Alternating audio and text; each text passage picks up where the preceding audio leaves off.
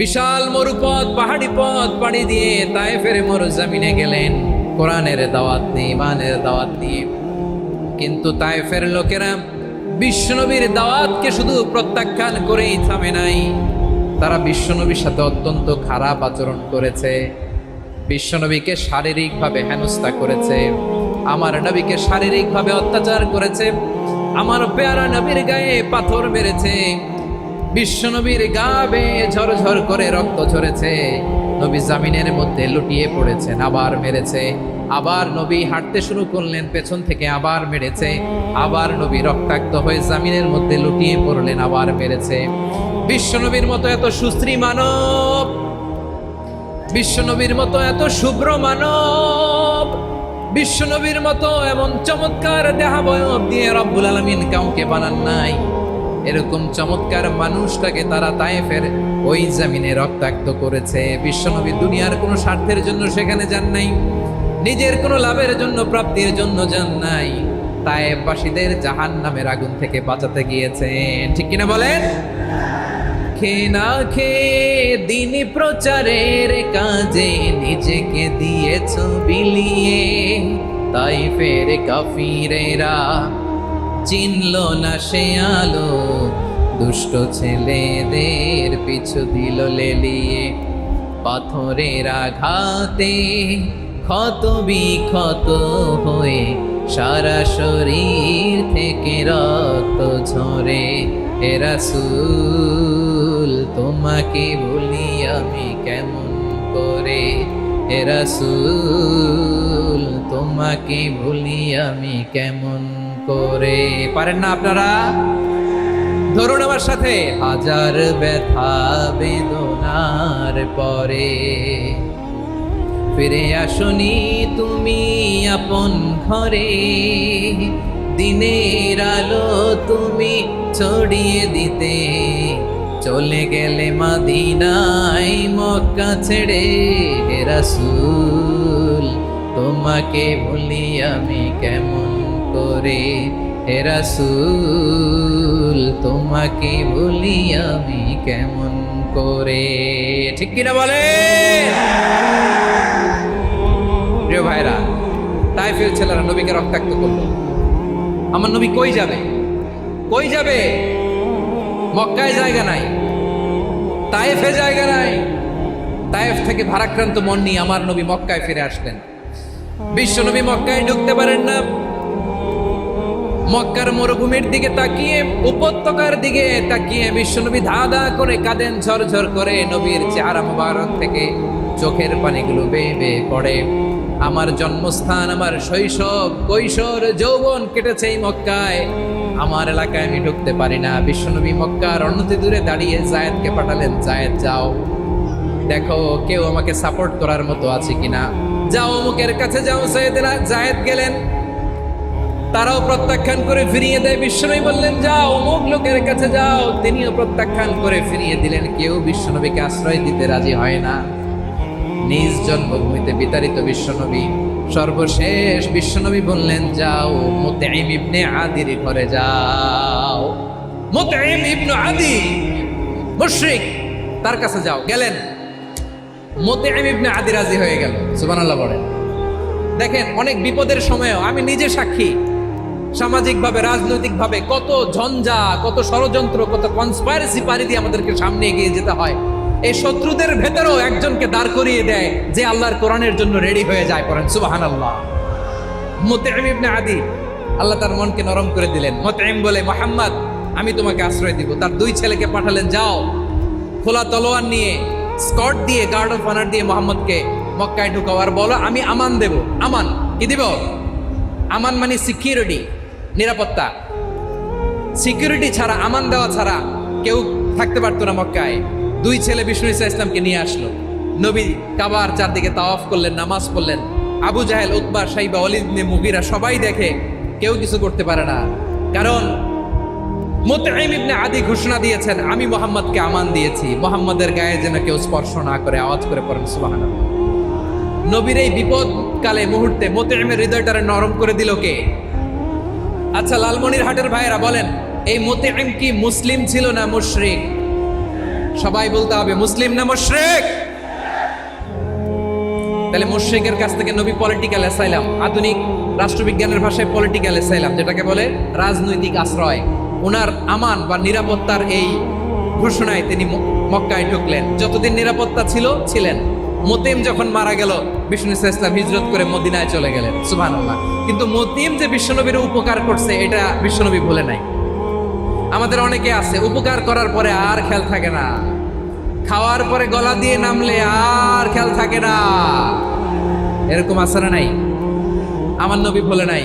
বদরের প্রান্তরে 70 জন কাফেরকে যখন বন্দী করে বিশ্বনবীর সামনে হাঁটু গেড়ে দাঁড় করানো হলো, বসানো হলো, 70 জন কাফের। কয়জন? বিশ্বনবী তাদের দিকে তাকিয়ে বললেন, সহিহ বুখারীর বর্ণনা, লাউ কানাল মুতঈম ইবনে আদি হাইয়ান সুম্মা কাল্লামানি হাউলাই নাতনা লা তারাকতুহুম লাহু।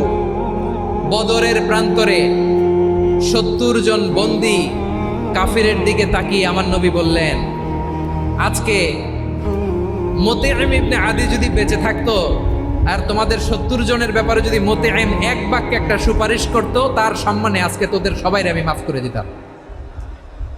সুবহানাল্লাহ নাই? ওই যে চিল্লাচিল্লি যে কথা বোঝে নাই, কোন জিনিস মিস করছে ওরা নিজেরাও বোঝে নাই। বিশ্বনবী মুতঈমের এই সাহায্যের কথা বলে নাই। 70 জন মুশরিক হাঁটু গেড়ে বসা, নবী চাইলে এখনই এক্সিকিউশন অর্ডার দিতে পারে। তিনি বললেন, আজকে যদি মুতঈম বেঁচে থাকতো আর মুতঈম যদি তোদের জন্য সুপারিশ করতে, এই আবর্জনাগুলোর ব্যাপারে সুপারিশ করতে, আমি মুহূর্তেই তোদেরকে এমনি মাফ করে দিতাম। ইসলাম আমাদেরকে শিখায়, সূরাতুল আনআমের 108 নম্বর আয়াত থেকে আমরা বুঝলাম কোনো ধর্মকে ছোট করা যাবে না। অন্য ধর্মকে ছোট করা মানে ইসলামকে ছোট করা। অন্য ধর্মের দেবতাকে গালি দেওয়া মানে আল্লাহকে গালি খাওয়া। আওয়াজ করে বলেন ঠিক কি না? খবরদার, এটা করা যাবে না। আর অন্য ধর্মের দেবতাকে যদি আপনি গালি দেন, ওরা ইসলাম থেকে দূরে সরে যাবে। যাও ইসলামের প্রতি আকৃষ্ট হয়েছিল আর কোনোদিন ইসলামের ধারে কাছে আসবে না। আওয়াজ করে বলেন ঠিক কিনা? এজন্য কখনো কোনোদিন অন্য ধর্মের দেবতাদেরকে গালি দেওয়া যাবে না। অন্য ধর্মের কোনো দেবতাদেরকে আমরা গালি দিব না, গালি দিব না, বরং ইসলামের beauty, the beauty of Islam, ইসলামের সৌন্দর্যকে আমরা তুলে ধরব। আমরা যদি বিশ্বনবী সাল্লাল্লাহু আলাইহি ওয়াসাল্লামের জীবনের দিকে তাকাই, তাহলে আমি দেখব বিষ্ণু ইসলাম মক্কাতে কিংবা মদিনাতে অন্য ধর্মের লোকদের সাথে খুব পিসফুলি লাইফ লিড করেছেন। হোক মুশরিক, হোক খ্রিস্টান, হোক ইহুদি, বিশ্বনবী সবার সাথে মিলেমিশে ছিলেন। আলহামদুলিল্লাহ বলেন। ইসলাম হচ্ছে পিসফুল রিলিজিয়ান। অন্য ধর্মের প্রতি সহনশীলতার সবক ইসলাম আমাদেরকে দেয়। কিন্তু প্রতিটি মুসলিমের এটা মনে রাখতে হবে, আল্লাহর কাছে পছন্দনীয় গ্রহণযোগ্য ধর্ম, জীবনাদর্শ একটি, সেটা হচ্ছে ইসলাম। আওয়াজ করে বলেন সেটা কি? লালমনিরহাটের ভাইয়েরা আওয়াজ করে বলুন, আল্লাহর কাছে মনোনীত ধর্ম একটি, সেটা কি? এজন্য রব্বুল আলামিন বলেন, ইন্নাদ-দীনা ইনদাল্লাহিল ইসলাম। আল্লাহর কাছে মনোনীত গ্রহণযোগ্য অ্যাকসেপ্টেড ধর্ম মতাদর্শ একটা, সেটা হলো ইসলাম। ইসলাম ছাড়া অন্য কোনো ধর্ম যদি কেউ তালাশ করে, তার ওই ধর্ম আল্লাহ গ্রহণ করবে না। ওমাই ইয়াবতাগি গায়রাল ইসলামি দীনান ফালাই ইউকবালা মিন ওয়া হুয়া ফিল আখিরাতি মিনাল খাসিরিন।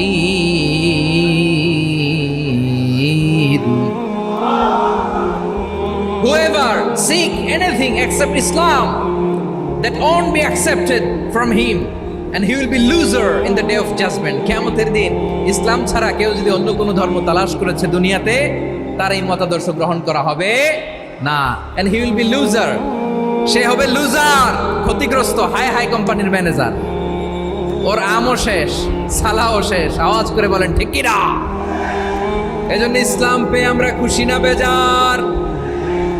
প্রত্যেক নামাজ শেষে আমরা আল্লাহরে বলি, আল্লাহ রাদিতু বিল্লাহি রাব্বা ওয়া বিল ইসলামি দীনা ওয়া বি মুহাম্মাদিন নাবিয়ান ওয়া রাসূলা। ও আল্লাহ, তোমারে রব হিসেবে পেয়ে আমরা খুশি। ও আল্লাহ, ইসলামকে ধর্ম হিসেবে পেয়ে আমরা খুশি। বিশ্বনবীকে আমাদের রাসূল পেয়ে আমরা খুশি। ঠিক কিনা বলেন? ইসলাম ছাড়া অন্য কোনো ধর্ম আমরা গ্রহণ করব না। ঠিক কিনা বলেন? আল্লাহর কাছে অ্যাকসেপ্টেড রিলিজিয়ান একটা, সেটা ইসলাম। তো বিশ্বনবী সাল্লাল্লাহু আলাইহি ওয়াসাল্লাম মক্কাতে কিংবা মদিনাতে খুব পিসফুলি এক্সিস্ট করেছেন, যে কোনো ধর্মের সাথে মিলেমিশে চলেছেন। তার প্রমাণ আমরা যদি রাসূল সাল্লাল্লাহু আলাইহি ওয়াসাল্লামের বায়োগ্রাফির দিকে তাকাই, তাহলে দেখব তিনি মুশরিকদের সাথে পিস ট্রিটি করেছেন, শান্তি চুক্তি, পিস ট্রিটি, পিস এগ্রিমেন্ট। আপনারা হুদাইবিয়ার সন্ধির নাম শুনেছেন? আমার লালমনিরহাটের কলিজার টুকরা ভাইয়েরা, হুদাইবিয়ার সন্ধির নাম আপনারা শুনেন নাই? 6ষ্ঠ হিজরিতে বিষ্ণু ঈসা ইসলাম মুশরিকদের সাথে এই ট্রিটি করেছেন, চুক্তি। কাদের সাথে? মুশরিকদের সাথে।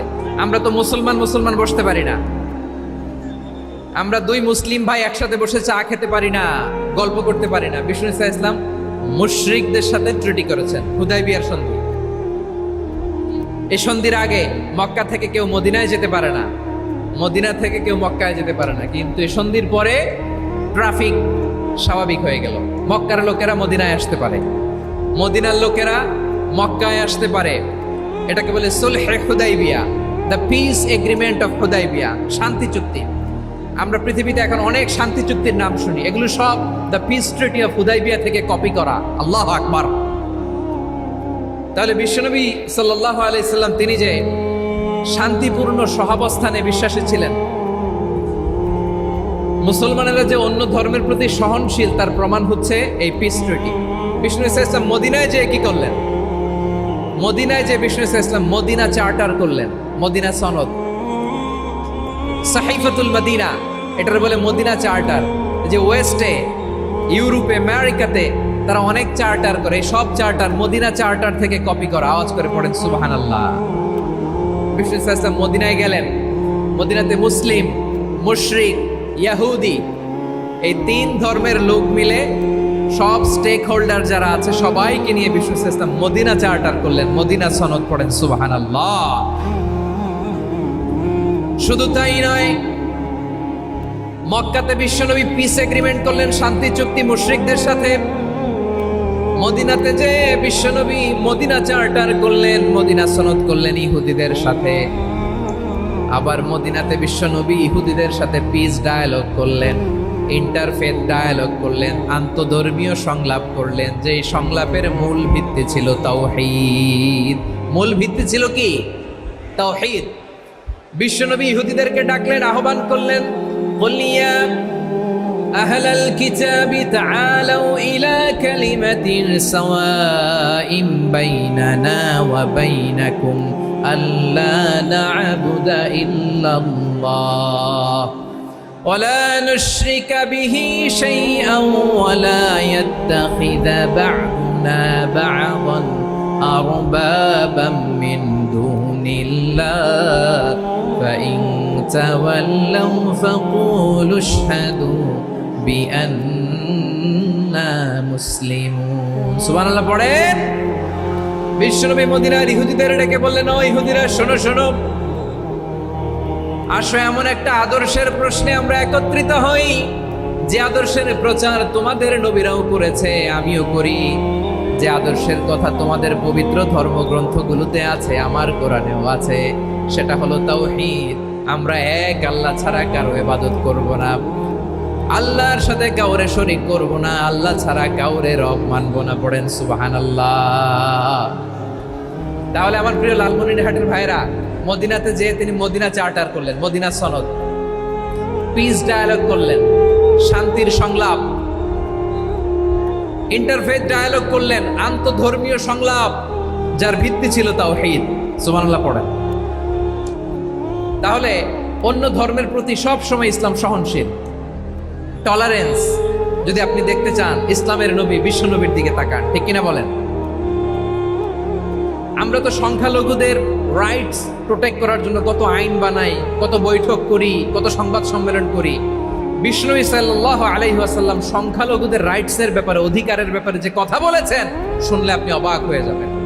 বিশ্বনবী বলেন, আলা মান যালামা মুআহাদান আও ইনতাকাসাহু আও কাল্লাফাহু ফাওকা তাআতিহি আও কাল্লাফাহু ফাওকা তাকাতিহি আও আখাযা মিনহু শাইআন বিগাইরি তিবি নাফসিন ওয়া আনা হাজিজুহু ইয়াউমাল কিয়ামা। খবরদার, জেনে রাখো, কেউ যদি কোনো সংখ্যালঘুর উপরে অত্যাচার করে, কোনো সংখ্যালঘুর প্রাপ্য থেকে যদি কেউ কাউকে ঠকায়, সংখ্যালঘুর উপর যদি কেউ কষ্ট দেয়, কোনো সংখ্যালঘুর সম্পদ যদি কেউ জোর করে কেড়ে নেয়, আমি কিয়ামতের দিন বিশ্বনবী ওই সংখ্যালঘুর পক্ষে আর ওই মুসলমানদের বিপক্ষে বাদী হয়ে দাঁড়াবো।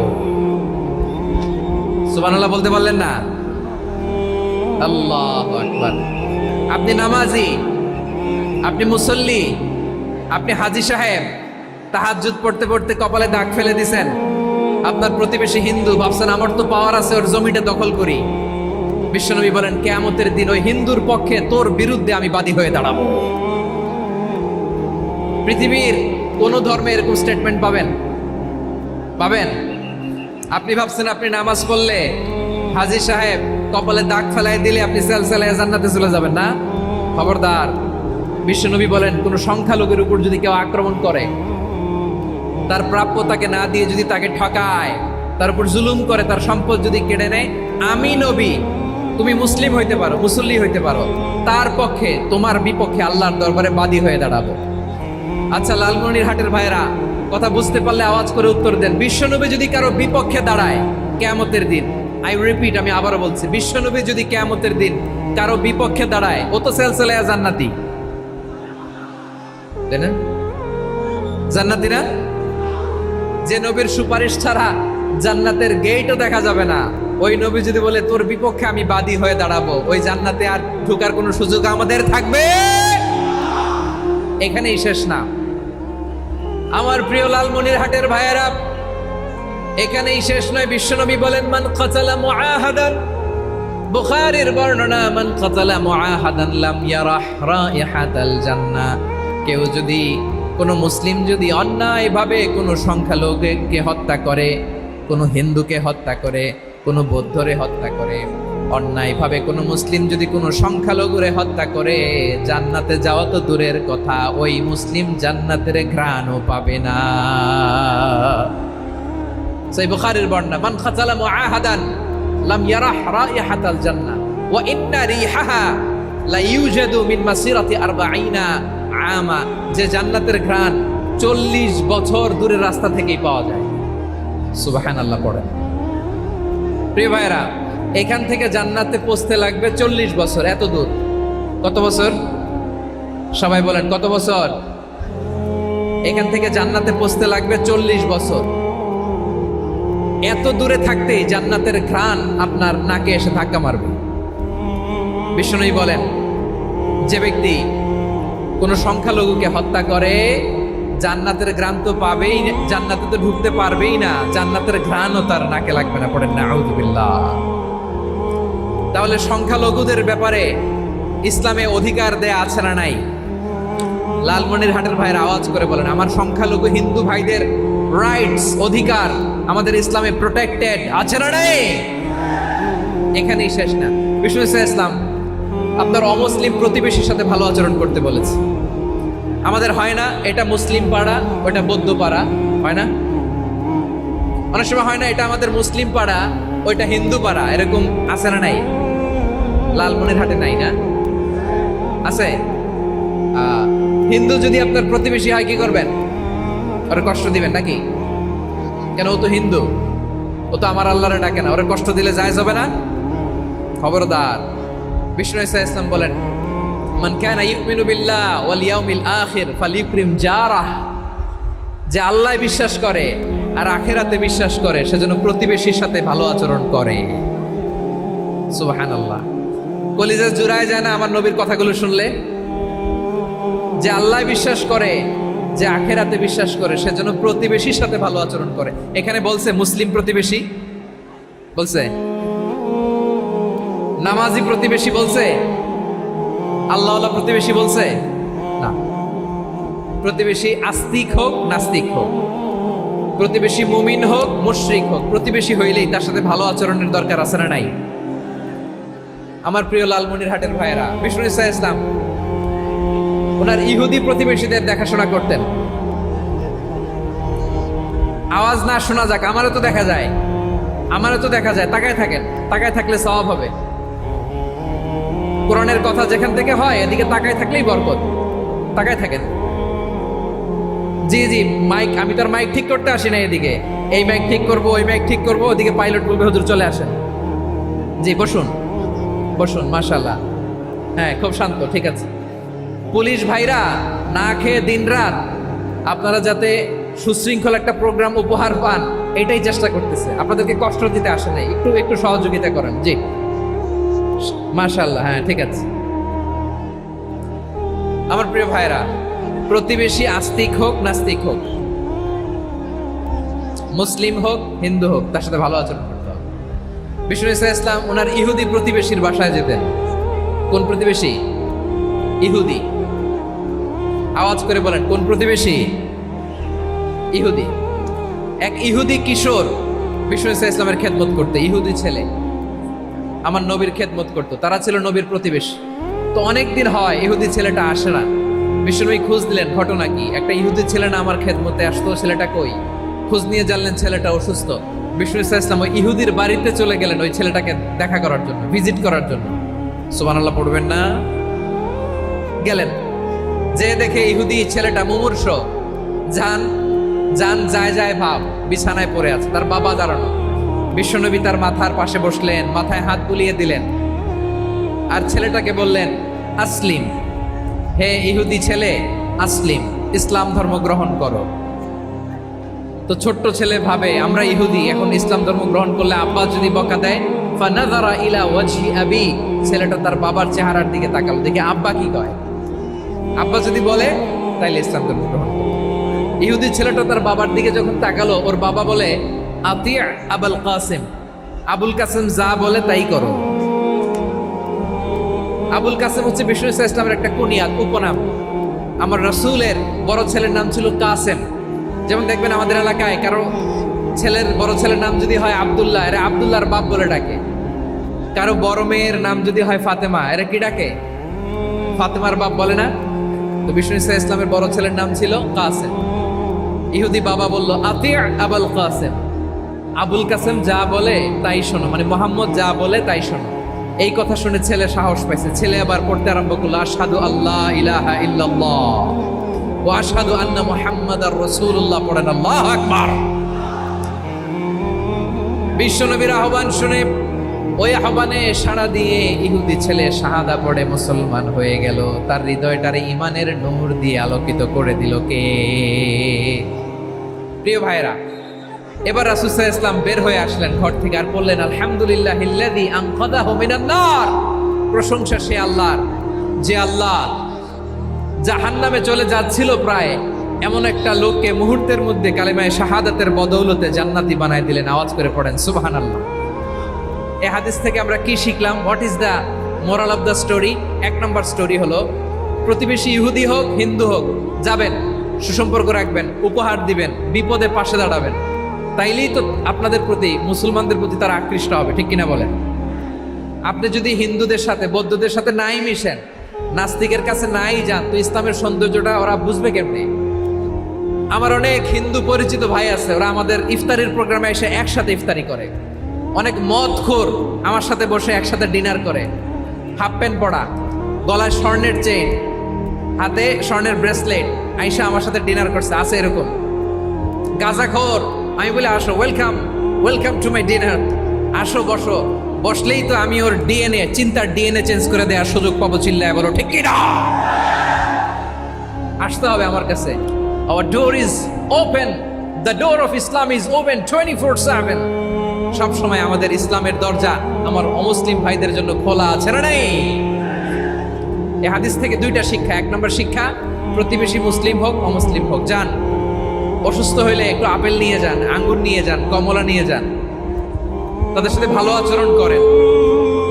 ইসলামের বিউটি দেখে, সৌন্দর্য দেখে অবাক হবে, নসিব ভালো হলে কোনোদিন কালিমা পড়ে মুসলমান হয়ে যাবে, ঠিক কিনা বলেন? তাহলে অমুসলিমের সাথে ভালো সম্পর্ক। বিশ্বনবী ইহুদির বাড়িতে গেলেন, ইহুদির বাড়ি, আর আমার মুসলমান ভাই আমার কাফের বলে, এরকম আছে না নাই? মুসলিম মুসলিমরা দেখতে পারে না, সহ্য করতে পারে। বিশ্বনবী সাল্লাল্লাহু আলাইহি ওয়াসাল্লাম ইহুদির বাড়িতে গেলেন, এটা একটা শিক্ষা। আরেকটা শিক্ষা হলো, ভাইরা ধাক্কা মারে এসে সামনে এসে কি লাভ? প্রোগ্রাম তো শেষ হচ্ছে, এখনই শেষ হচ্ছে, তো এই যে আমাদের বকশি ভাই ওয়াদা নিল, হাত তোলালো, মিম বলে এত কথা বললো, তো আমি জেলায় জেলায় যে খালি হাত নাড়াই তোমাদের জন্য নাকি? হ্যাঁ, হাত নাড়াই শুধু। এ ধাক্কাইতে ধাক্কাইতে এদিকে এসে হাত নাড়াইতেছে, হয়েছে তো, দেখলাম তো, ঠিক আছে, মাশাআল্লাহ, অনেক সুশৃঙ্খল, অন্যান্য যে কোনো জেলার জন্য সুশৃঙ্খল। আমার দিকে তাকাও, আমার দিকে তাকাও, ঠিক আছে, এই যে দাঁড়িয়ে আছে, একটা ছেলে নড়ে না, দেখছেন? মাশাআল্লাহ, মাশাআল্লাহ, মাশাআল্লাহ। হ্যাঁ, এইভাবেই। আর কয়েকটা মজাদার কথা আছে, শোনো। এই হাদিস থেকে আমাদের শিক্ষা হলো, আমার প্রতিবেশী যেই ধর্মের হোক, আমি সম্পর্ক রাখবো। অসুস্থ হলে যাব, কি বলেন ভাইরা? যাবেন না? যাবেন না আপনারা? আচ্ছা, 2 নম্বর শিক্ষা হলো, বিষ্ণু ঈসা ইসলামের খাদেম ছিল ইহুদি। এতদিন খেদমত করলে একদিনও বিশ্বনবী ওরা কালিমার দাওয়াত দেয় নাই। কারণ কি? বিশ্বনবী একটা ভালো সময়ের অপেক্ষা করতেছিলেন, প্রপার টাইমিং।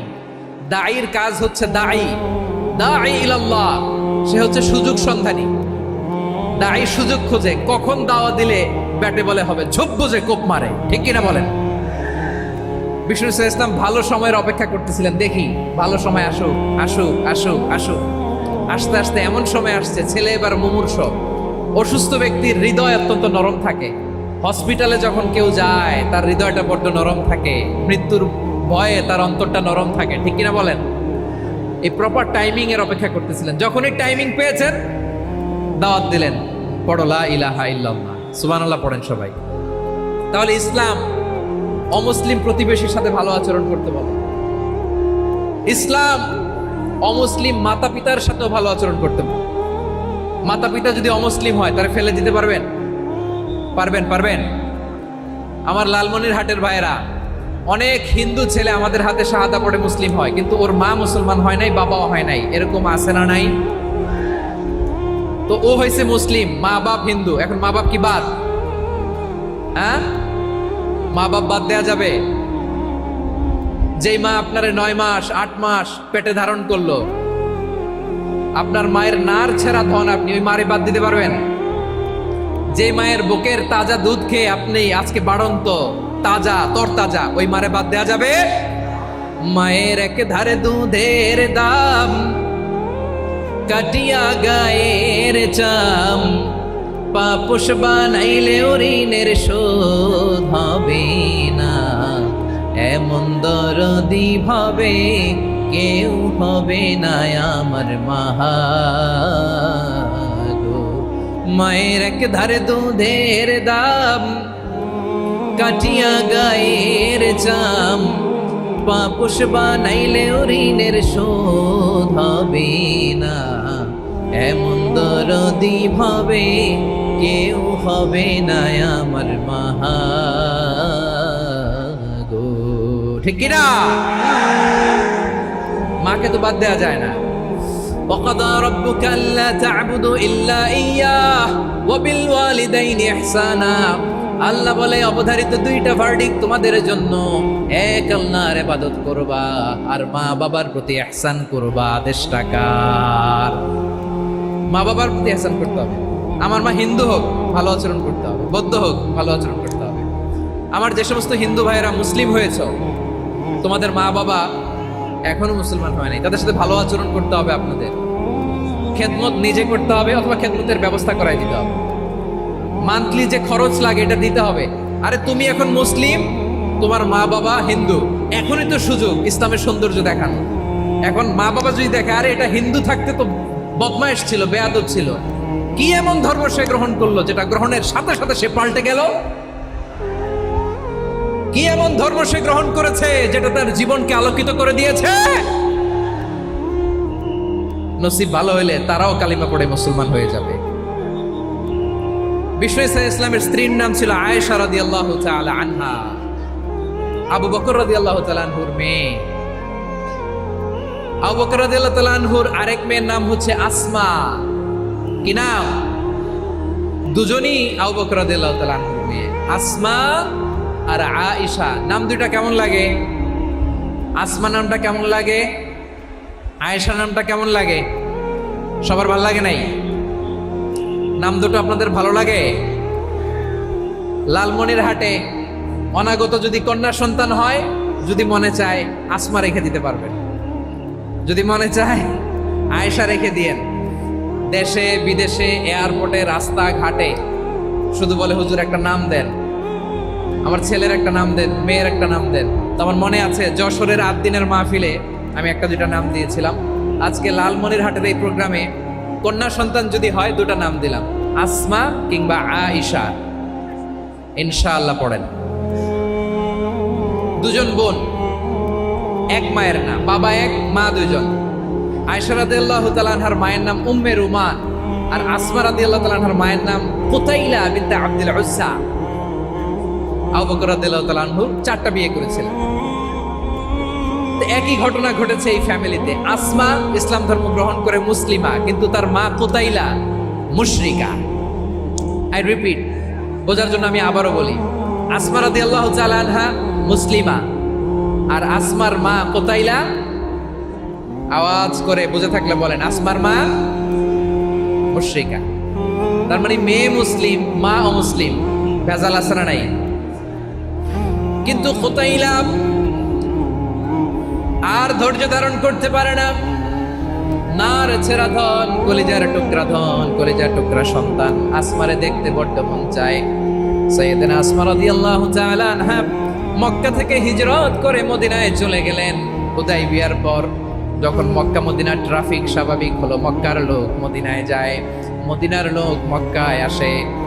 কুতাইলা কলিজার টুকরা সন্তান আসমারে দেখার জন্য কিছু উপহার নিয়ে বিশাল মরুপথ পাড়ি দিয়ে মক্কা থেকে মদিনায় যায়। সুবহানাল্লাহ বলেন। এখন মা আসছে মেয়ের সাথে দেখা করতে, মেয়ে তো আর দেখা দেয় না। মেয়ে ভাবছে আমার মা তো মুশরিকা, অপবিত্রা, তার সাথে কি দেখা দেয়া যাবে? বিশ্বনবীর দরবারে চলে গেলেন। সুবহানাল্লাহ বলেন। কি সৌভাগ্যবান ছিল তারা, মাসলা জানার দরকার হলেই নবীর দরবারে চলে যেত। ঘরে বউয়ের সাথে ঝগড়া হলে নবীর দরবারে চলে যেত। অনেক সাহাবী বলে আমার পেটে ক্ষুধা লাগলো আমি নবীর কাছে চলে যেতাম, কারণ নবীর চেহারার দিকে তাকালেই আমার পেটের ক্ষুধা মিটে যেত। সাইয়েদনা আসমা রাদিয়াল্লাহু তাআলা আনহা বিশ্বনবীর কাছে চলে গেলেন, যে বললেন ইয়া রাসূলুল্লাহ ইয়া হাবিবাল্লাহ ইন্না উম্মি কাদিমাতুন ইলাইয়া ওয়া হিয়া রাগিবা। আমার মা মক্কা থেকে অনেক দূর মরুর পথ পাড়ি দিয়ে উপহার সামগ্রী নিয়ে মদিনায় আমার সাথে দেখা করতে এসেছে গো নবী। আমার জানতে বড্ড ইচ্ছে হয় আমি আমার মুশরিকা মায়ের সাথে একটু দেখা করতে পারবো কিনা। আফা আসিলুহা, আগে যেমনি আমি আমার মায়ের সাথে ভালো আচরণ করতাম, যেমনি আমি আমার মায়ের সাথে সদাচরণ করতাম গো নবী, এখন আমি মুসলিমা মা মুশরিকা, এখনো কি আগের মতো সদাচরণ করতে পারবো নাকি? বিশ্বনবী বললেন নাম সিলিহা, হ্যাঁ রে আসমা, অবশ্যই অবশ্যই, আগে ঠিক যেমন তুমি তোমার মায়ের সাথে ভালো আচরণ করতে, এখনো তেমনি আগের মতো ভালো আচরণ করবা। আওয়াজ করে পড়েন সুবহানাল্লাহ। কি ইসলাম আমরা পেয়েছি! কত ব্রড মাইন্ডেড আমাদের ইসলাম, কত ওপেন মাইন্ডেড ইসলাম, কত ওপেন আপ করতে পারে, চিন্তা করতে পারেন। বিষ্ণু বললেন হ্যাঁ অবশ্যই, নাম সুলিহা, আগে যেমনি ভালো আচরণ করছো আসমা, এখন ওইরকমই করো, পারলে আরো বাড়ায় করো। সুবহানাল্লাহ বলেন। তাহলে আমার যে হিন্দু ভাইয়েরা, হিন্দু বোনেরা, ইমানের বদৌলতে দৌলতে আপনি ধন্য হয়েছেন, আপনার আম্মা আব্বা এখনো মুসলমান হয় নাই, তাদের জন্য দোয়া করেন, তাদের জন্য দোয়া করেন, আল্লাহ যেন তাদেরকেও ইমানের দৌলত দান করে। আমরা সবাই পড়ি আমিন, আরো জোরে পড়েন আমিন। এখন বলেন, ইসলাম কি ন্যারো মাইন্ডেড রিলিজিয়ান না ব্রড মাইন্ডেড? লালমনিরহাটের যুবক ভাইরা আওয়াজ করো, ইসলাম কি ন্যারো মাইন্ডেড না ব্রড মাইন্ডেড? কতটা ব্রড মাইন্ডেড দেখেন। বিশ্বনবী সাল্লাল্লাহু আলাইহি সাল্লাম অমুসলিমরা যদি নবীকে উপহার দিত, ওই উপহারও বিশ্বনবী গ্রহণ করতেন। সুবহানাল্লাহ পড়ে। আপনার অমুসলিম বন্ধু যদি উপহার দেয়, সেটাও আপনি নিতে পারবেন, যেটা নেওয়া জায়েজ। কিন্তু আপনার বন্ধু যদি আপনার মদের বোতল দেয়, নিতে পারবেন? হ্যাঁ, মদের বোতল দিলে পারবেন। আপনার বন্ধু যদি আপনার পর্ক দেয়, পর্ক, শুকরের গোশত মিশ্রিত কোনো খাবার, ওটা নিতে পারবেন না। হালাল যে কোনো জিনিস নিতে পারবেন। বিশ্বনবী সাল্লাল্লাহু আলাইহি ওয়াসাল্লাম অমুসলিমদের দেয়া হাদিয়া গ্রহণ করতেন। কেমন নবী ছিলেন! আমার নবীরে চিনে নেন, আমার নবীর অ্যাটিটিউড জেনে নেন। বিশ্বনবী সাল্লাল্লাহু আলাইহি ওয়াসাল্লাম যখন কোনো জনপদে যেতেন, 3টা অপশন নিয়ে যেতেন। প্রিয় ভাইয়ের আওয়াজ করে বলতে হবে, কোনো জনপদে গেলে আমার নবীর অপশন থাকতো কয়টা? আমার মতো 3 আঙ্গুল উঁচু করে দেখান আর বলুন আমার নবী কোন জনপদে গেলে কয়টা অপশন নিয়ে যেতেন? 1 নাম্বার অপশন আসলিম তাসলাম। নতুন এলাকায় গেলে বলতেন আসলিম তাসলাম, ইসলাম ধর্ম গ্রহণ করো, শান্তিতে থাকবা, আমার ভাই হয়ে যাবো, আমরা ভাই ভাই। ইসলাম মানো, আমরা ভাই ভাই। অপশন নাম্বার কত? 1। যদি বলে না ইসলাম মানবো না, ওকে, অপশন নাম্বার 2, মুসলিম হওয়ার দরকার নাই, লা ইকরাহা ফিদ্দিন, ইসলামে কোনো বাড়াবাড়ি নাই। খ্রিস্টান আছো থাকো, বৌদ্ধ আছো থাকো, ইহুদি থাকতে চাও থাকো, কিন্তু আমরা যেহেতু রিজিওনাল সুপার পাওয়ার, আমাদের আন্ডারে থাকো, ট্যাক্স দিয়া থাকো, এটার বলে জিজিয়া। আলেম যারা আছেন বুঝবেন এটার আরবিতে কি বলে, জিজিয়া। You pay us the tax, we will give you the security. তোমরা ট্যাক্স দিবা, আমরা সিকিউরিটি দিব। ইসলাম, ইসলাম মানো, শান্তিতে থাকবা, ভাই ভাই, আমরা ভাই ভাই। অপশন নাম্বার 2, ট্যাক্স দাও, আমরা নিরাপত্তা দিব, মুসলিম হওয়া লাগবে না। এখন 1 নাম্বারও মানে না, 2 নাম্বারও মানে না, মুসলিম হবো না, ভালো, খ্রিস্টান থাকো, ট্যাক্স দাও, আমরা সিকিউরিটি দিব না, এটাও মানি না। বিষ্ণু বলেন তাহলে তলোয়ার আমাদের আর তোমাদের মাঝে ফয়সালা করবে। মুসলিমও হবে না, ট্যাক্স দিবা, নিরাপত্তা দিব, আমাদের, আমরা সুপার পাওয়ার, আমাদের আন্ডারে থাকবে, এটাও না। তাহলে তোমাদেরকে তো আমরা বিশ্বাস করতে পারি না, কখন না কখন বিশ্বাসঘাতকতা করো, কার সাথে মিলে হাত মিলাও, তলোয়ার আমাদের মাঝে ফয়সালা করবে। তখন তিনি জেহাদের সশস্ত্র সংগ্রামের ঘোষণা দিতেন। সুবহানাল্লাহ পড়েন। দেখেন পশ্চিমারা জেহাদকে এইভাবে চিত্রায়িত করে না, ওরা জেহাদ বলতে বোঝায় তলোয়ার, হাত কাটো, গলা কাটো, না, জেহাদ সশস্ত্র সংগ্রাম 3 নম্বরে। অধিকাংশ ক্ষেত্রেই বিশ্বনবীর সুন্দর আচরণ দেখে, আরে আমার নবীর যে নুরানি চেহারা, অনেকে তো কেবল সিরেফ চেহারাটা দেখেই কালিমা পড়ে মুসলমান হয়ে গিয়েছে। যারা মুসলিম হয় নাই তারা তাদের ইসলামেই বলবৎ ছিল, ট্যাক্স দিয়ে ইসলামের আন্ডারে ছিল। যারা এটাও মানে নাই ওইটাও মানে নাই, তাদের বিরুদ্ধে জেহাদ।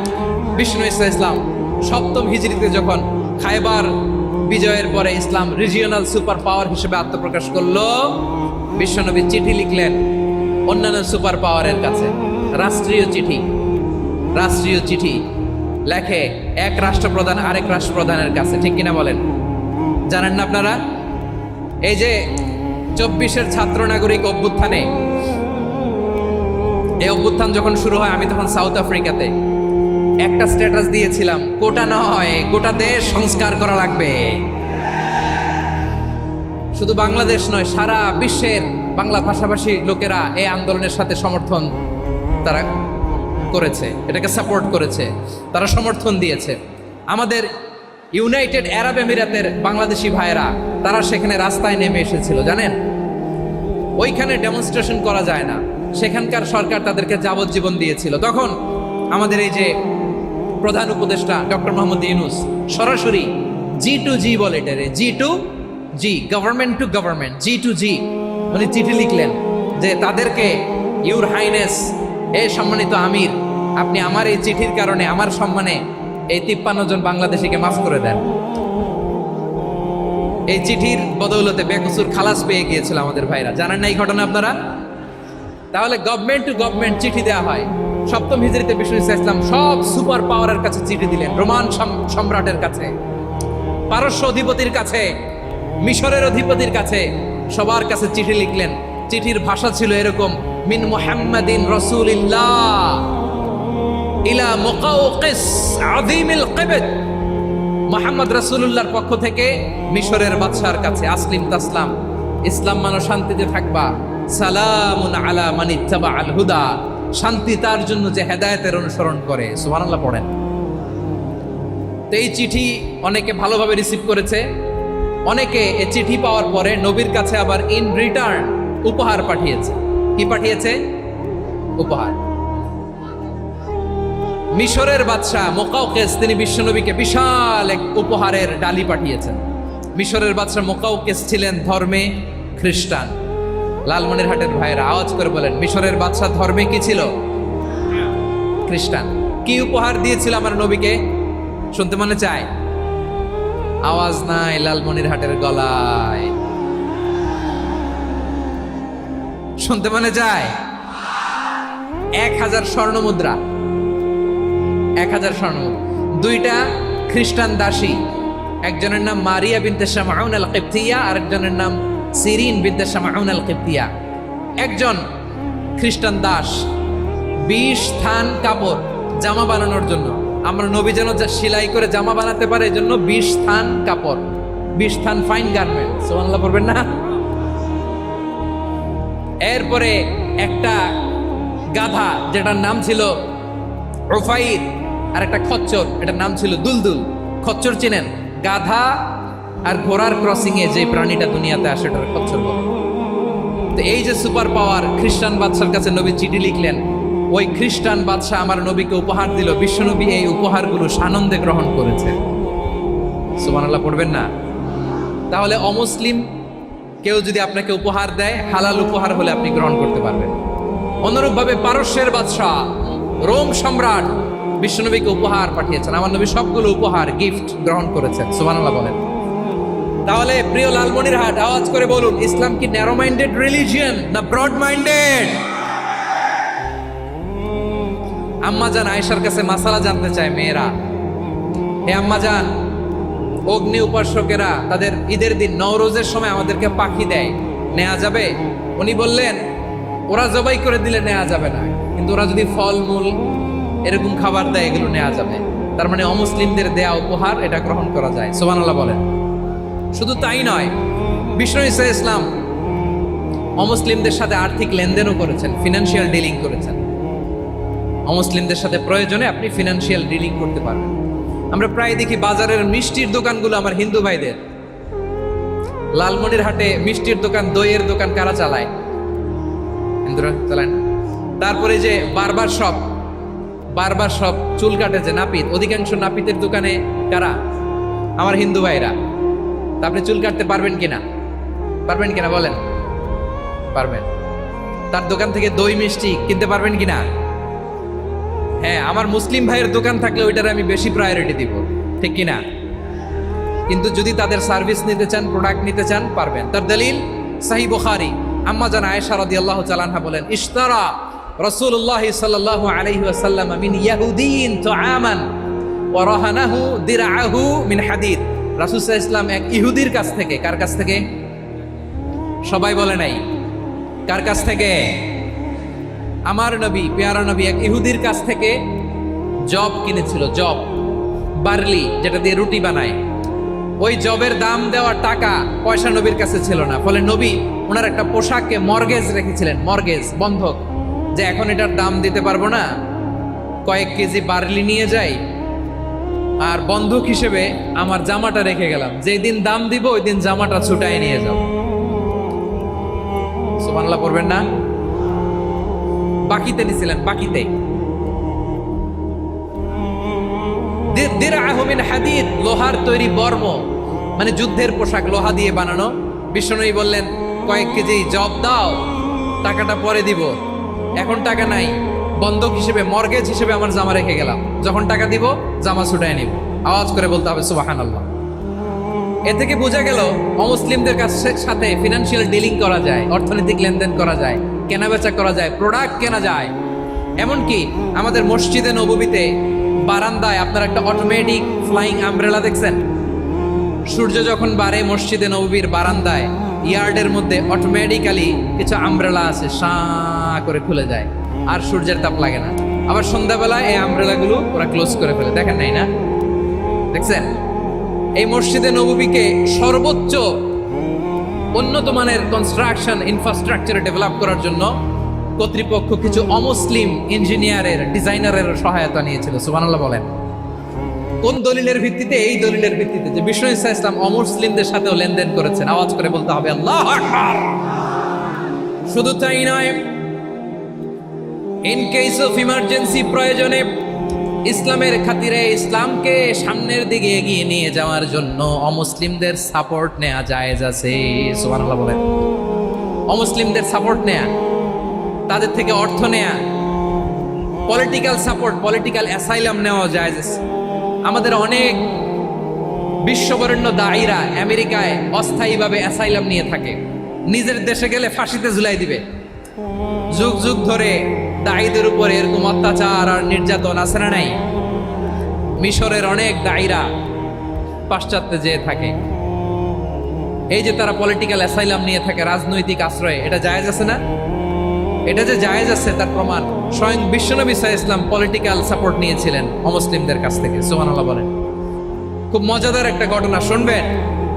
আপনাদের আগ্রহ দেখে তো মনে হয় না শোনার ইচ্ছা আছে। আছে আছে, গলায় জোর আছে। লিল্লাহি তাকবীর, লিল্লাহি তাকবীর, নারে তাকবীর। মাশাআল্লাহ। আমার ভাইরা, বিশ্বনবীর বয়স তখন প্রায় 51 বছর। কত বছর? বিশ্বনবীর সবচেয়ে কাছের মানুষ খাদিজা রাদিয়াল্লাহু তাআলা আনহা ইন্তেকাল করেছেন। বিশ্বনবী বড্ড কষ্ট পেলেন, হৃদয়টা ভেঙে খান খান। যিনি ঘরের ভেতরে বিশ্বনবীকে সান্ত্বনা দিতেন, ভালোবাসা দিতেন, বাইরে গেলে কুরাইশরা বকাঝকা করে, অত্যাচার করে, কিন্তু আম্মাজান খাদিজা রাদিয়াল্লাহু তাআলা আনহা ঘরটারে এমন শান্তির নীড় বানায় রেখেছেন, এই ঘরের ভিতরে ঢুকলে বিশ্বনবীর কলিজাটা ঠান্ডা হয়ে যেত। এজন্য রব্বুল আলামিন বলেন, খাদিজা, ও আমার বান্দি খাদিজা, জান্নাতে এমন স্পেশাল একটা ঘর আমি তোমার জন্য রেডি করে রেখেছি। ওই ঘরের মধ্যে কোনো আওয়াজ নাই, ওই ঘরের মধ্যে কোনো নয়েজ নাই, ওই ঘরে কোনো বিশৃঙ্খলা নাই। কারণ মক্কার জমিনে আমার নবী কুরাইশদের বিশৃঙ্খলা, নয়েজ আর ঝামেলাগুলোকে উপেক্ষা করে যখন তোমার ঘরের ভিতরে ঢুকতো, ঘরটারে তুমি শান্তির নীড়, ঠান্ডা, নীরব, নিস্তব্ধ, নিঝুম আর শান্তির নীড় বানিয়ে রেখেছো। এজন্য জান্নাতে স্পেশাল একটা শান্তির নীড় আমি তোমারে উপহার দেব। ওই প্রিয়তমা স্ত্রী খাদিজা ইন্তেকাল করলেন, বিশ্বনবীর হৃদয় ভেঙে খান খান। আবার ওনার চাচা আবু তালেব ইন্তেকাল করলেন, যিনি পলিটিক্যাল শেল্টার দিতেন নবীকে। কে দিতেন? আবু তালেবের ভয়ে, বিশ্বনবীর এই চাচার ভয়ে কোনো মুশরিক নবীর গায়ে হাত দেওয়ার সাহস পায় নাই।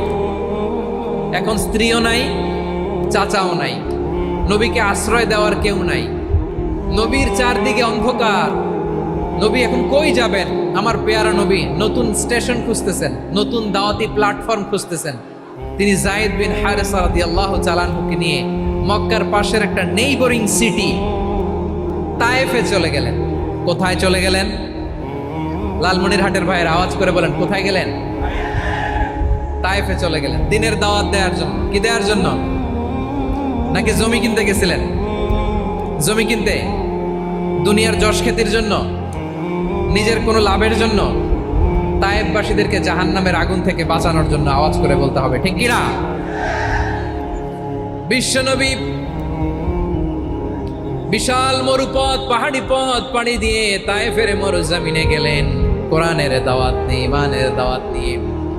কিন্তু তায়েফের লোকেরা বিশ্বনবীর দাওয়াতকে শুধু প্রত্যাখ্যান করেই থামে নাই, তারা বিশ্বনবীর সাথে অত্যন্ত খারাপ আচরণ করেছে। বিশ্বনবীকে শারীরিকভাবে হেনস্থা করেছে, আমার নবীকে শারীরিকভাবে অত্যাচার করেছে, আমার পেয়ারা নবীর গায়ে পাথর মেরেছে, বিশ্বনবীর গা বেয়ে ঝরঝর করে রক্ত ঝরেছে, নবী জামিনের মধ্যে লুটিয়ে পড়েছেন, আবার মেরেছে, আবার নবী হাঁটতে শুরু করলেন, পেছন থেকে আবার মেরেছে, আবার নবী রক্তাক্ত হয়ে জামিনের মধ্যে লুটিয়ে পড়লেন, আবার মেরেছে। বিশ্বনবীর মতো এত সুশ্রী মানব, বিশ্বনবীর মতো এত শুভ্র মানব, বিশ্বনবীর মতো এমন চমৎকার দেহাবয়ব দিয়ে রব্বুল আলামিন কাউকে বানান নাই। এরকম চমৎকার মানুষটাকে তারা তায়েফের ওই জমিনে রক্তাক্ত করেছে। বিশ্বনবী দুনিয়ার কোনো স্বার্থের জন্য সেখানে যান নাই, নিজের কোনো লাভের জন্য, প্রাপ্তির জন্য যান নাই, তায়েফবাসীদের জাহান্নামের আগুন থেকে বাঁচাতে গিয়েছেন। ঠিক কিনা বলেন?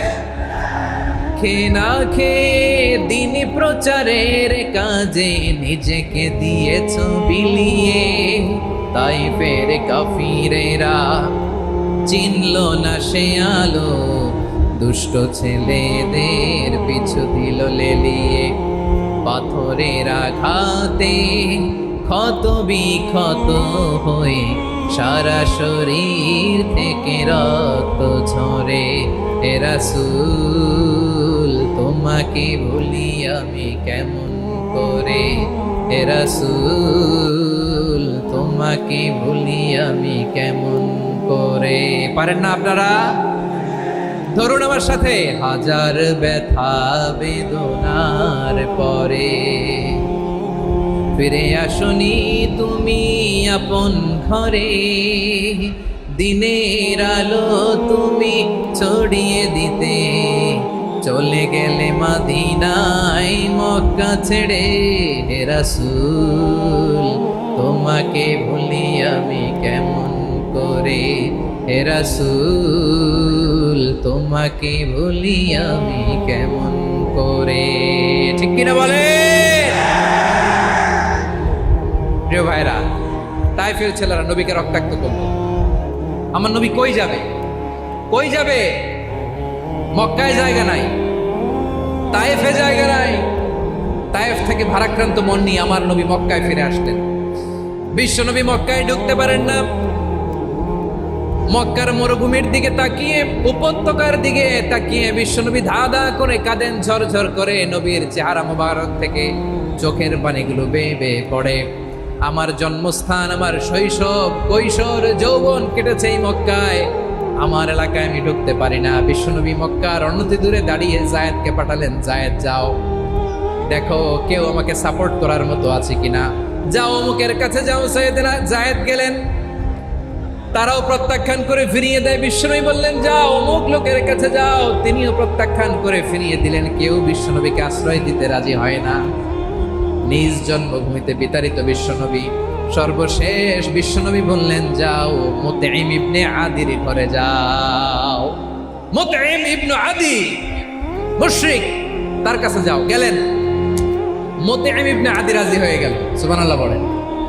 দেখেন অনেক বিপদের সময়ও আমি নিজে সাক্ষী, সামাজিকভাবে রাজনৈতিকভাবে কত ঝঞ্ঝা, কত ষড়যন্ত্র, কত কনস্পাইরেসি পারি দিয়ে আমাদেরকে সামনে এগিয়ে যেতে হয়। এই শত্রুদের ভেতরেও একজনকে দাঁড় করিয়ে দেয় যে আল্লাহর কোরআনের জন্য রেডি হয়ে যায়। পড়েন সুবহানাল্লাহ। মুতঈম ইবনে আদি, আল্লাহ তার মনকে নরম করে দিলেন। মুতঈম বলে মুহাম্মদ আমি তোমাকে আশ্রয় দিব। তার দুই ছেলেকে পাঠালেন, যাও খোলা তলোয়ার নিয়ে, স্কট দিয়ে, গার্ড অফ অনার দিয়ে মুহাম্মদকে মক্কায় ঢুকাও আর বলো আমি আমান দেব। আমান কি দিব? আমান মানে সিকিউরিটি, নিরাপত্তা। সিকিউরিটি ছাড়া, আমান দেওয়া ছাড়া কেউ থাকতে পারতো না মক্কায়। দুই ছেলে বিষ্ণু ইসা ইসলামকে নিয়ে আসলো। নবী কাবার চারদিকে তাওয়াফ করলেন, নামাজ পড়লেন।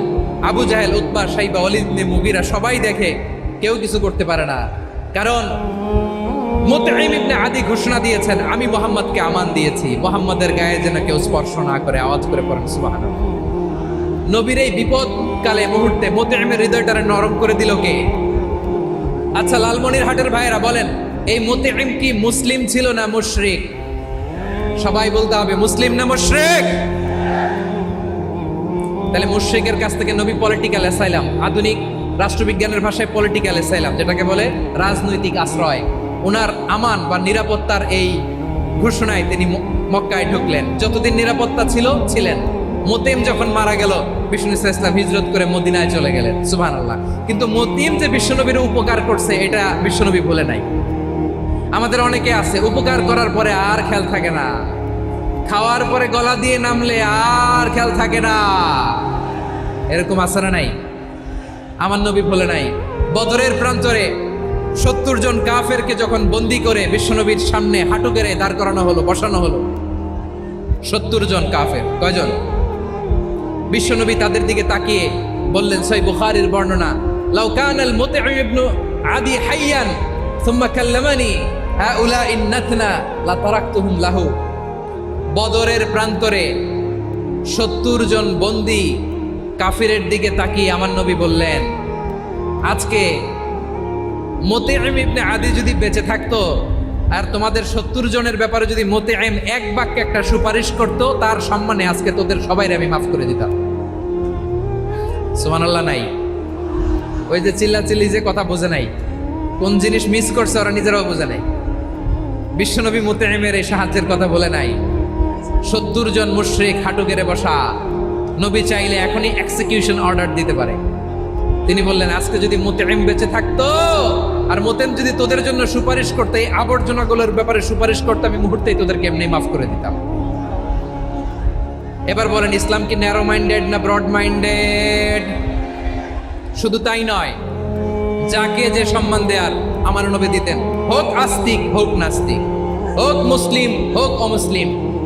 বিষ্ণু ইসলাম যখন রোমান সম্রাটের কাছে চিঠি লিখেছেন, আমার প্রিয় লালমনিরহাটের ভাইরা, অল্প কয়েক মিনিট কয়েকটা জরুরি কথা বলবো, এদিকে তাকান, এদিকে তাকান। রোমান সম্রাটের কাছে বিশ্বনবী যখন চিঠি লিখলেন মিন মুহাম্মদ রাসূলিল্লাহ ইলা হিরাকলা আযীমির রোম, মুহাম্মদের পক্ষ থেকে হিরাক্লিয়াসের কাছে, যিনি হচ্ছেন আযীমির রোম। এটা নবী নিজ থেকে বানায় লিখছেন অতিরিক্ত সম্মান দিয়ে। কোন রাষ্ট্রপ্রধান যখন আসে তাদেরকে আমরা কি বলি জানেন? তার নামের শেষে HE এটা লিখতে হয়, H.E. মানে হিজ এক্সেলেন্সি। কি লেখে?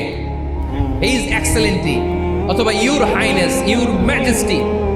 দেখেন, বিশ্বনবী সাল্লাল্লাহু আলাইহি ওয়াসাল্লাম সব নবীদেরও নবী, তিনি একজন মুশরিক খ্রিস্টান সম্রাট রোমান সম্রাটের কাছে চিঠি লিখতে যেয়ে লিখতেছে, ইলা হিরাকলা আযীমির রোম, হিরাক্লিয়াসের কাছে আমার চিঠি, যিনি রোমের আযীম, হিজ হাইনেস, মানে রোমের অনেক সম্মানিত এক বাহাদুর। আওয়াজ করে বলেন সুবহানাল্লাহ।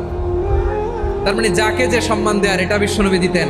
এমনকি যে ইহুদিরা ভালো ছিল, এই ইহুদিদেরও প্রশংসা করেছেন বিশ্বনবী মুহাম্মদুর রাসূলুল্লাহ সাল্লাল্লাহু আলাইহি ওয়াসাল্লাম। এক ইহুদির প্রশংসা করেছেন বিশ্বনবী। ইহুদির কার? আমি তো আমার ভাইয়ের প্রশংসা করি না, আমি তো এক আলেম আরেক আলেমরে স্পেস দেই না, আমি তো এক দায়ী আরেক দায়ীর সাথে বসতে চাই না। আমার নবী ইহুদির প্রশংসা করে। কার প্রশংসা? ওই ইহুদির নাম ছিল মুখাইরিক। সিরাত গ্রন্থ ঘাটলে পাবেন। তিনি বলেছেন, মুখাইরিক খাইরু ইয়াহুদ, Mukhayriq is the best of the Jews. জুইশদের মধ্যে সে সবচেয়ে ভালো। কেন প্রশংসা করলেন তার? এর কারণ মদিনা চার্টারে কথা ছিল সব ধর্মের মুসলিম, মুশরিক, ইহুদিরা মিলে মদিনাকে রক্ষা করবে।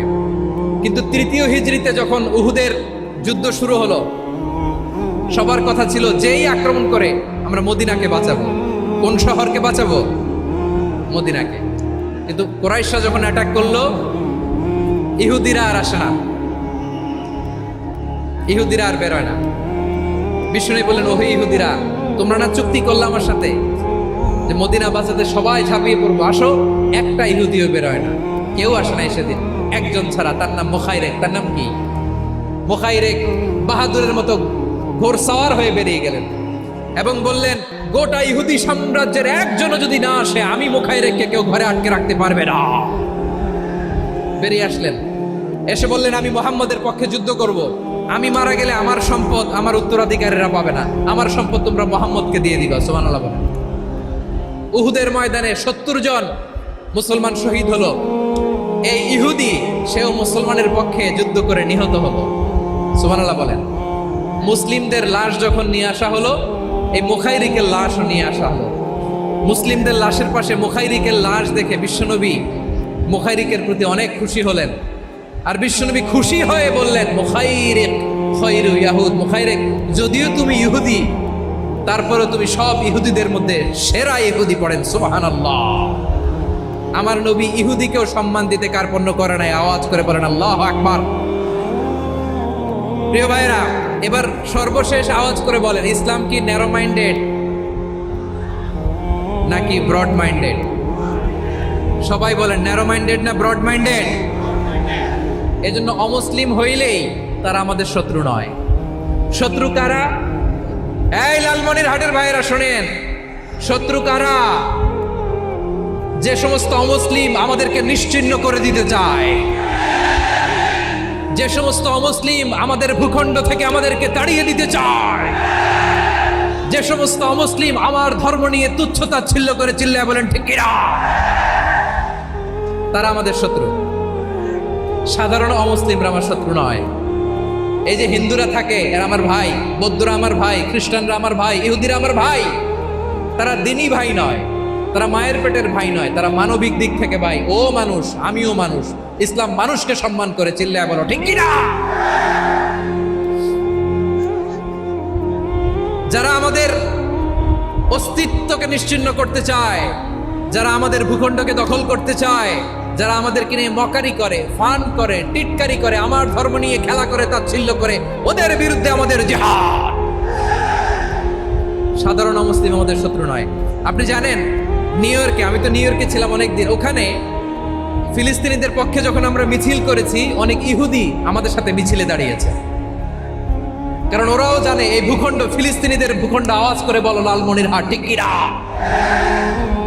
ইসরায়েলের রাজধানী তেল আবিবে অনেক ইহুদিরা বেঞ্জামিন নেতানিয়াহু তার বিরুদ্ধে মিছিল করেছে। তো তারা কি আমাদের শত্রু? না। অনেক খ্রিস্টান আমাদের সাথে আমাদের স্বার্থ রক্ষায় আমাদের পাশে দাঁড়িয়েছে। খেয়াল রাখবেন, হিন্দু আর হিন্দুত্ববাদ এক নয়, ইহুদি ধর্ম আর জায়নিজম এক নয়। জায়নিজমের বিরুদ্ধে আমাদের সংগ্রাম, আমাদের জেহাদ। চিল্লায় বলেন ঠিক কিনা। এই যে ফিলিস্তিনের ভাইয়েরা, তারা তাদের স্বাধীনতা সংগ্রামের জন্য লড়াই করছে, করে যাচ্ছে, আমরা এটাকে সমর্থন জানাই। চিল্লায় বলো ঠিক কিনা। কাশ্মীরের ভাইয়েরা স্বাধীনতার জন্য সংগ্রাম করছে, আমরা সেই সংগ্রামকে সমর্থন জানাই। আওয়াজ করে বলো ঠিক কিনা। যারাই আমাদের ইসলামকে নিশ্চিহ্ন করতে চায় তাদের বিরুদ্ধে আমাদের সংগ্রাম। আওয়াজ করে বলতে হবে ঠিক কিনা। ওই সমস্ত দুর্বৃত্তদের সাথে আমাদের কোনো সম্পর্ক নাই। আমরা যদি ঐক্যবদ্ধ থাকতে পারি, ওই দুর্বৃত্তরা চান্স পাবে না। আমরা ঐক্যবদ্ধ থাকতে রাজি আছি। লালমনিরহাটের ভাইয়েরা, আমরা ঐক্যবদ্ধ থাকলে ওই দুর্বৃত্তদের কালো হাত ভেঙে দিতে আমাদের সময় লাগবে না। তাদের কালো হাত ভেঙে দিতে রাজি আছে মুসলমান? কারা কারা রাজি? দু হাত তুলে দেখাও।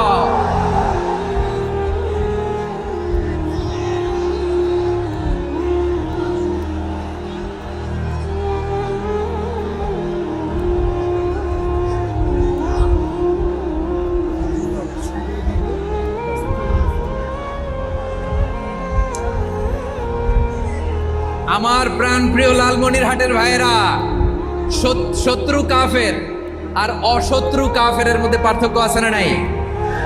আবু তালেবও মুশরিক, আবু জাহেলও মুশরিক, কিন্তু দুই মুশরিকে পার্থক্য আছে না নাই? আবু তালেব নবীর চাচা, মুশরিক, মারা গিয়েছে মুশরিক অবস্থায়, কিন্তু আজীবন আমার নবীকে আগলে রেখেছে, আমার নবীকে সাপোর্ট করেছে, ভালোবেসেছে। আবু জাহেলও মুশরিক, মারা গিয়েছে মুশরিক হিসেবে, আজীবন আমার নবীর বিরুদ্ধাচারণ করেছে। আবু জাহেলের শক্তি, সামর্থ্য, স্ট্র্যাটেজি, প্ল্যান সব আমার নবীর বিরুদ্ধে ছিল। আবু জাহেলের কারণে একটা দিন শান্তিতে আমার নবী মক্কায় ঘুমাতে পারে নাই। চিল্লায় বলেন ঠিক কিনা।